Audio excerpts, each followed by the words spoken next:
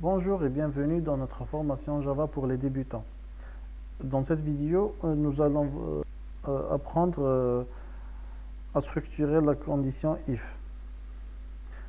Dans la programmation, on utilise beaucoup les conditions. Il en existe plusieurs. Donc, c'est quoi la condition? C'est de tester si une instruction est vérifiée, on exécute d'autres instructions. Donc, euh, pour réaliser cet exemple, on va créer une variable type entier. Voilà. On a besoin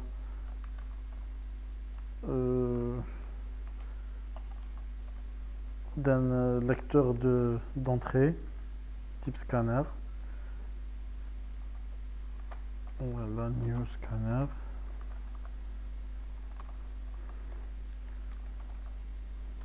Désolé, système ici. Voilà. Donc, on va lire l'entrée du clavier. On va stocker la valeur dans notre variable A. Soit scan. Bon, puisqu'on veut un entier, donc c'est next int. Voilà. Bon, maintenant, on va faire la condition. Bon, on va écrire if. Voilà, c'est la condition, c'est if. On ouvre les parenthèses. Bon, si A est inférieur à 10, par exemple, je vais exécuter une instruction d'affichage. Donc, c'est système, voilà, system.out.println, valeur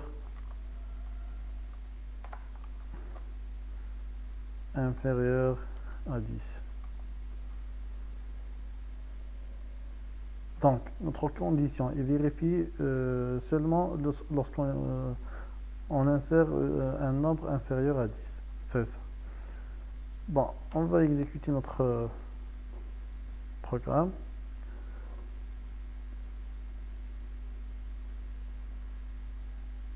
Voilà.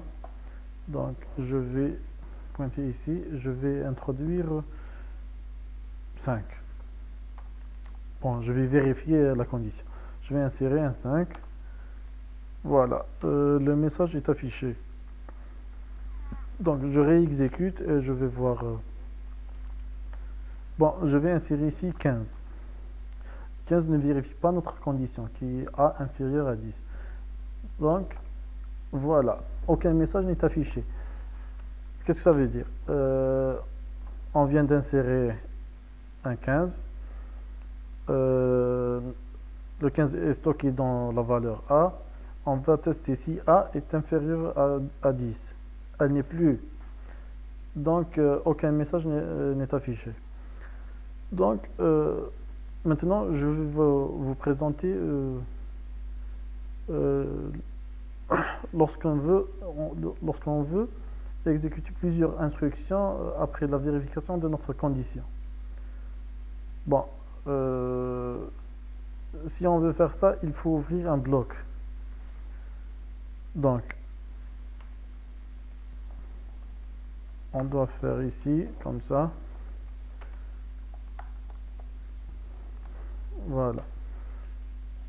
Bon, qu'est-ce que ça veut dire? Si la condition est vérifiée, tout le bloc qui suit doit être exécuté. Donc, je vais insérer une nouvelle instruction d'affichage. Bon, je vais écrire ici que condition vérifiée.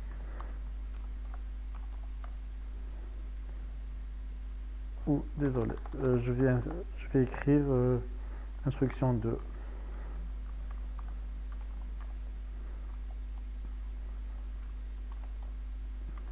vérifie, coller instruction 3, etc. Donc, je vais réexécuter notre code et je vais tester. Je vais insérer une valeur qui vérifie notre condition. 6. Voilà. Vous notez ici que toutes les instructions sont exécutées. Par contre, si j'enlève ceci et je réexécute, bon, voilà, je vais écrire. Bon, je vais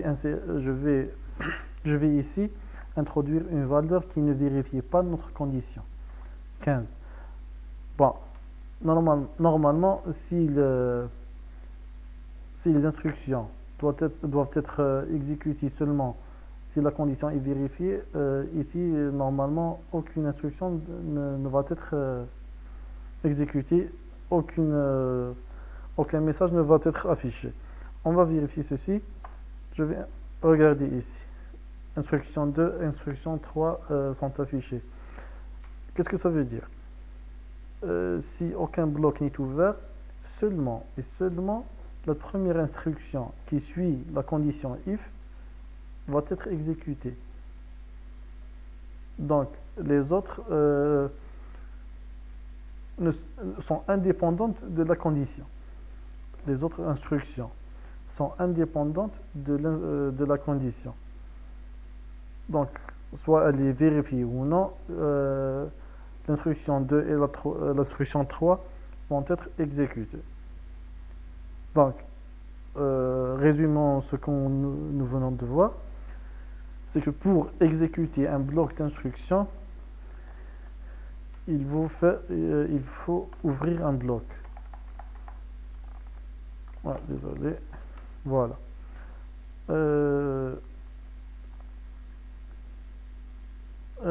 L'instruction if doit être suivie par des parenthèses. Bon, la condition doit être écrite entre parenthèses précédée par l'instruction if. Voilà.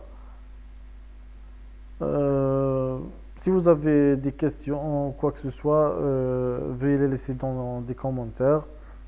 Si vous aimez, n'oubliez pas de cliquer sur la mention j'aime. Si vous n'aimez pas, c'est votre opinion. Merci pour votre suivi et aux prochaines vidéos.